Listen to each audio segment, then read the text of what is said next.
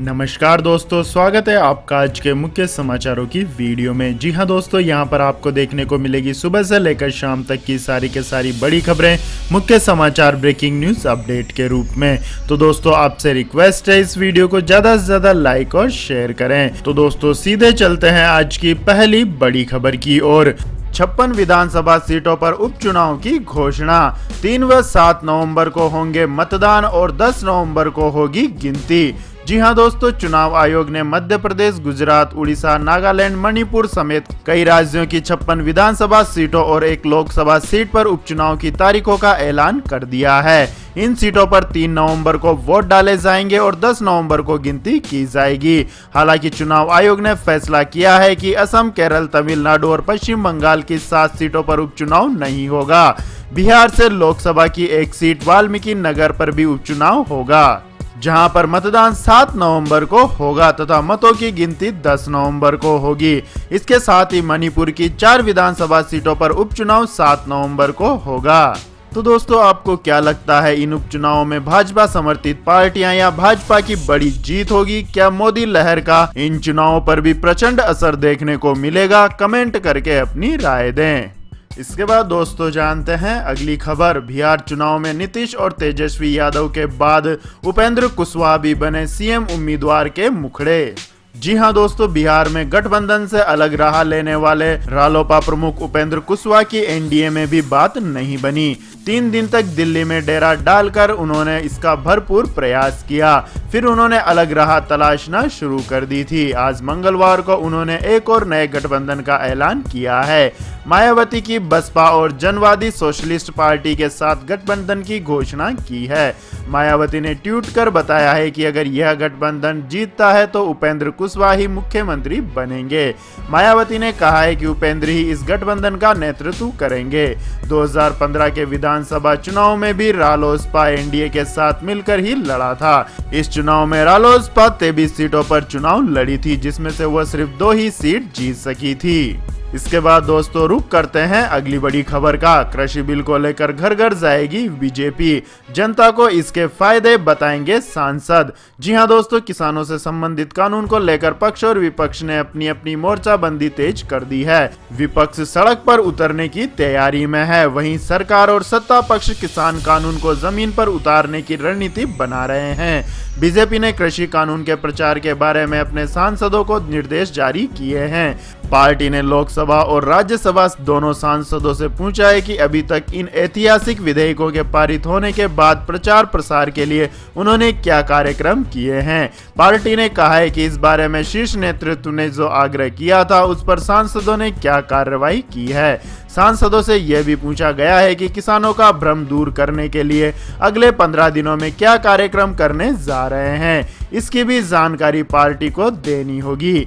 इसके पहले मानसून सत्र के दौरान भी शीर्ष नेतृत्व में सभी सांसदों को फोरम बिल को अपने अपने क्षेत्र में जनता तक पहुंचाने का निर्देश दिया था, जिसके बाद बीजेपी ने भी एक अभियान चलाने का निर्णय लिया था। बीजेपी किसानों के बीच इस कानून के प्रचार के लिए 7 राज्यों और यूटी में पहले ही से ही आत्मनिर्भर किसान नाम से अभियान चला रही है। तो दोस्तों केंद्र सरकार ने जो किसानों के लिए बिल पारित किया है और विपक्ष जो उसका विरोध कर रहा है, तो दोस्तों आप इस बिल के बारे में क्या सोचते हैं, कमेंट करके अपनी राय दें।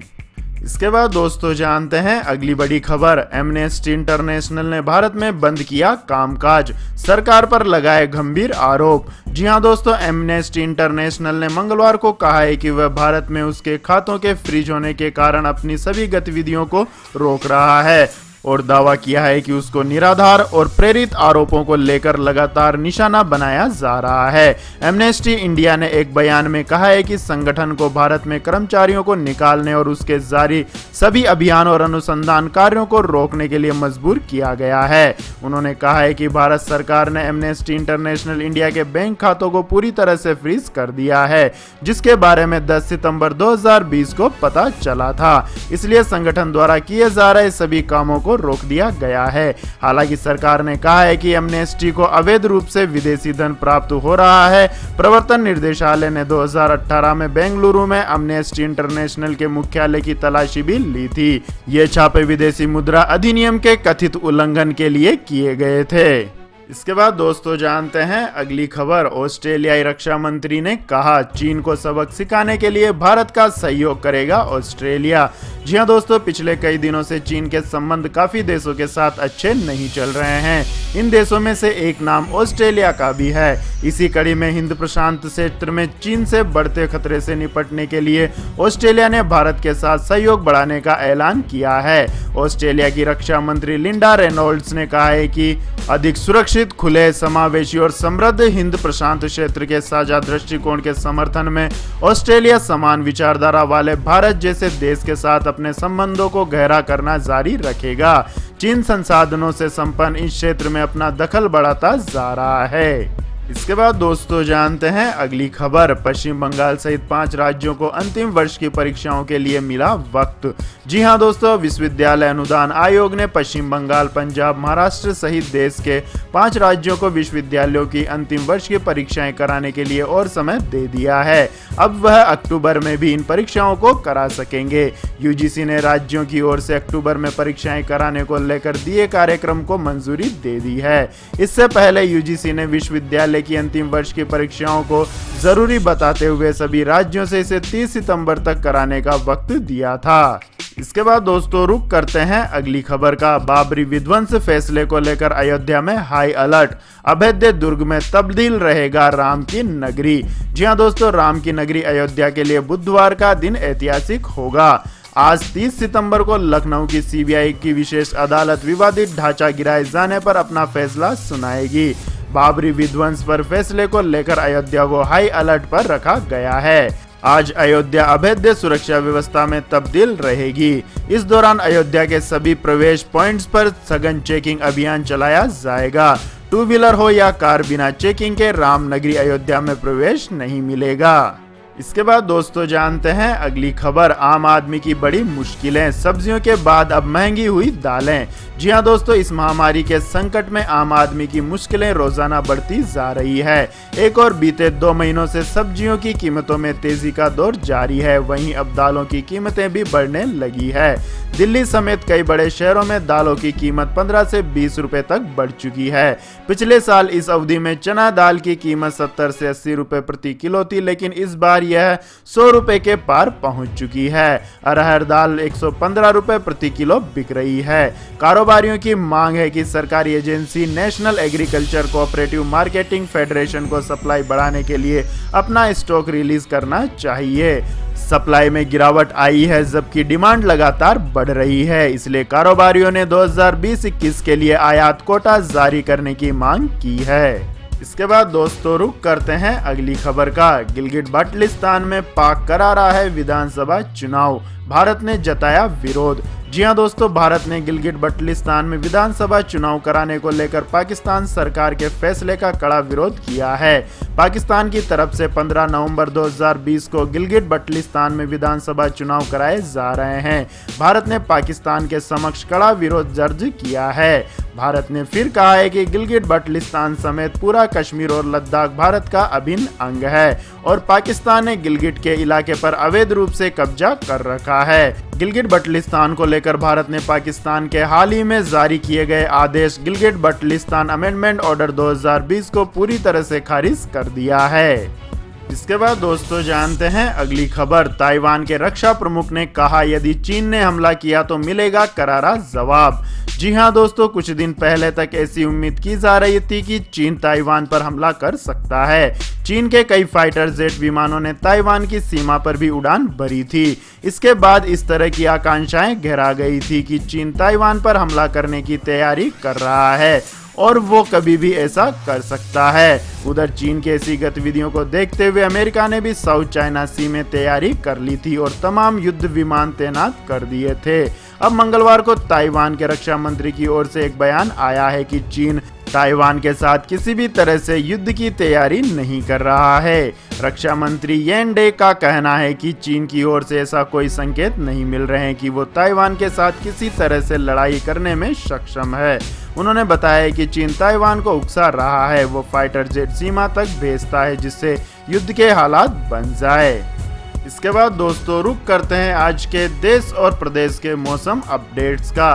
तो दोस्तों अच्छी बारिश के बाद वापस जाने लगे मानसूनी बादल, मौसम विभाग ने दी है जानकारी। जी हां दोस्तों, मौसम विभाग की रिपोर्ट के मुताबिक दक्षिण पश्चिम मानसून अब वापस जाना शुरू हो गया है। उत्तर पश्चिम भारत के कुछ हिस्सों से 28 सितंबर से मानसून की बारिश बंद हो गई है। सामान्य तौर पर मानसून की वापसी 17 सितंबर तक हो जाती है, लेकिन इस साल मानसून काफी देर से वापस जा रहा है। मौसम विभाग के नेशनल वेदर फोरकास्टिंग सेंटर के मुताबिक पश्चिम और उत्तर पश्चिम भारत में एक एंटी साइक्लोनिक सर्कुलेशन बना हुआ है। इसके चलते बारिश और हवा में नमी कम होना शुरू हो गई है। पश्चिमी राजस्थान के कुछ हिस्सों और पंजाब के कई हिस्सों से मानसून का विड्रॉवल हो गया है। मौसम विभाग की रिपोर्ट के मुताबिक मानसून की विड्रॉवल लाइन इस समय अमृतसर, भटिंडा, हनुमानगढ़, बीकानेर और जैसलमेर से होकर गुजर रही है। मौसम वैज्ञानिकों के मुताबिक अगले 2 से 3 दिनों में राजस्थान, पंजाब, हरियाणा, चंडीगढ़, दिल्ली, उत्तर प्रदेश और मध्य प्रदेश के ज्यादातर इलाकों से मानसून पूरी तरह से वापस चला जाएगा। इसके बाद दोस्तों जानते हैं अगली खबर, आज फिर सस्ता हुआ डीजल। जी हां दोस्तों, सरकारी तेल कंपनियों ने आज डीजल के दामों में फिर से बदलाव किया है। आज डीजल के दाम 8 पैसे प्रति लीटर तक सस्ते हुए हैं, जबकि पेट्रोल की कीमत में कोई बदलाव नहीं किया गया है। इसकी कीमतों में पिछले 7 दिनों से कोई फेरबदल नहीं हुआ है। मंगलवार को राजधानी दिल्ली में पेट्रोल 81 रुपये 6 पैसे प्रति लीटर पर बना हुआ है, जबकि डीजल का दाम 70 रुपये 63 पैसे प्रति लीटर हो गया है। 2 दिन में डीजल के भाव में 28 से 30 पैसे प्रति लीटर की गिरावट आई है। मांग में कमी की वजह से अंतर्राष्ट्रीय बाजार में कच्चे तेल के दाम में अभी भी गिरावट देखने को मिल रही है, जिसका सीधा असर घरेलू बाजार में ईंधन पर पड़ रहा है। इसके बाद दोस्तों जानते हैं अगली खबर, सोने में आई बड़ी तेजी, 10 ग्राम का भाव 51,000 रुपए के हुआ पार, चांदी भी चमकी। जी हां दोस्तों, सोने चांदी की कीमतों में आज बड़ी तेजी देखने को मिली है। इस तेजी के बाद सोना वापस 51,000 रुपए के पार निकल गया है। राष्ट्रीय राजधानी दिल्ली के सराफा बाजार में आज 10 ग्राम सोने का भाव 623 रुपए चढ़ गया है। ग्लोबल मार्केट में आई तेजी और रुपए की कमजोरी के चलते अब 10 ग्राम सोने का भाव 51,367 रुपए पर पहुंच गया है। वहीं चांदी की कीमतों में भी आज बड़ी तेजी देखने को मिली है। दिल्ली सराफा बाजार में चांदी 1321 रुपए प्रति किलोग्राम बढ़कर 61,919 रुपए पर पहुंच गई है। पिछले सत्र में चांदी का भाव 60,598 रुपए था। इसके बाद दोस्तों जानते हैं अगली बड़ी खबर, पेटीएम ने फिर शुरू की कैशबैक स्कीम, क्रिकेट खेलो और इनाम पाओ। जी हां दोस्तों, फाइनेंशियल सर्विसेज प्लेटफॉर्म पेटीएम ने गूगल को चुनौती देते हुए यूपीआई कैशबैक और स्केच कार्ड के साथ क्रिकेट लीग शुरू होने का ऐलान किया है। इस महीने की शुरुआत में पॉलिसी के उल्लंघन को लेकर गूगल प्ले स्टोर ने पेटीएम को कुछ समय के लिए हटा दिया था। अब पेटीएम यूजर्स अपने फेवरेट क्रिकेट स्टोर्स के बदले स्टिकर्स हासिल कर सकते हैं और इसके माध्यम से वे अपना मोबाइल बिल का भुगतान, रिचार्ज, ग्रोसरी खरीद और मनी ट्रांसफर कर सकते हैं। एक सेट पूरा करने पर यूजर्स 1000 रुपए तक के कैशबैक के लिए स्टिकर्स को रिडीम कर सकते हैं। इसके बाद दोस्तों जानते हैं अगली खबर, इस महामारी के बीच इन कर्मचारियों के लिए बड़ी खुशखबरी, दिसंबर से बढ़ जाएगी सैलरी। जी हां दोस्तों, इंफॉर्मेशन टेक्नोलॉजी के क्षेत्र में देश की दिग्गज कंपनी विप्रो लिमिटेड बेहतर परफॉर्म करने वाले कर्मचारियों को प्रमोशन देगी। महामारी के बीच कंपनी के बिजनेस को पूरे तरीके से चालू रखने और आगे बढ़ाने के लिए इन कर्मचारियों को कंपनी की तरफ से यह तोहफा मिलेगा। इसके पहले कंपनी ने कहा था कि इस साल सैलरी में बढ़ोतरी को अनिश्चित काल के लिए टाला जा रहा है। विप्रो ने यह ऐलान मौजूदा महामारी के असर को देखते हुए किया था। हालांकि इस दौरान कंपनी ने यह भी कहा था कि कैंपस जॉब ऑफर्स को वो चरणबद्ध तरीके से पालन करेगी। इसके बाद दोस्तों जानते हैं अगली खबर, मानवाधिकार कार्यकर्ताओं ने कहा पाकिस्तान में बलूचों पर हो रहे अत्याचार को रोके संयुक्त राष्ट्र। जी हां दोस्तों, पाकिस्तान में बलूचों पर हो रहे अत्याचार का मामला संयुक्त राष्ट्र में उठाया गया है। मानवाधिकार कार्यकर्ताओं ने बलूचों के खिलाफ पाकिस्तान सरकार की बर्बरता पर रोक लगाने का आग्रह किया है। बलूच मानवाधिकार कार्यकर्ता मजदक दिलशाद बलूच ने संयुक्त राष्ट्र मानवाधिकार आयोग के 45वें सत्र से इतर एक कार्यक्रम में कहा है कि बलूचिस्तान में मार्च 1947 से रक्त बह रहा है। पाकिस्तान सेना को यहां हत्या, दुष्कर्म, अत्याचार, घरों को फूंकने और लोगों को गायब करने का लाइसेंस दे दिया गया है। यही नहीं, हमारे बंदरगाहों और सोने की खदानों को चीन को बेचा जा रहा है। इसके बाद दोस्तों जानते हैं अगली खबर। 30 सितंबर को लॉन्च हो सकता है गूगल का नया स्मार्टफोन पिक्सल 5। जी हां दोस्तों, गूगल जल्द अपना नया स्मार्टफोन पिक्सल 5 लॉन्च करने की तैयारी कर रहा है। रिपोर्ट के मुताबिक यह फोन 30 सितंबर को लॉन्च किया जा सकता है। पता चला है कि अमेरिका में इस फोन की कीमत $699 यानी कि करीब 51,000 रुपए रहेगी।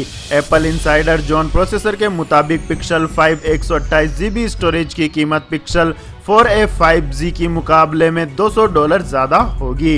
इसके साथ ही गूगल पिक्सल 5 के प्री ऑर्डर कथित तौर पर 8 अक्टूबर से शुरू होने की संभावना है। तो यह थी दोस्तों आज की सभी महत्वपूर्ण बड़ी खबरें। तो दोस्तों आपको हमारा ये वीडियो कैसा लगा कमेंट करके जरूर बताएं और हमारे इस वीडियो को अधिक से अधिक लाइक और शेयर करें। साथ ही हमारे चैनल को सब्सक्राइब करके बेल आइकन का बटन भी दबा लें। धन्यवाद। जय हिंद, जय भारत, वंदे मातरम।